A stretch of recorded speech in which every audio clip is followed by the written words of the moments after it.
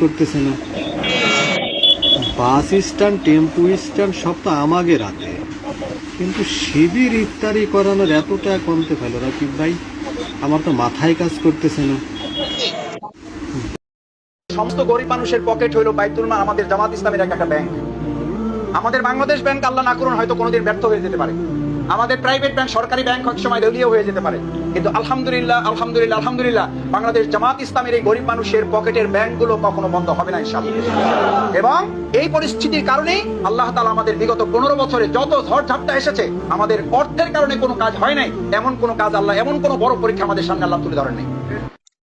বাংলাদেশের সাধারণ সম্পাদক গণমাধ্যমে বলেছেন তারা প্রতিদিন ইফতারে 3 লক্ষ টাকা করে ব্যয় করছেন।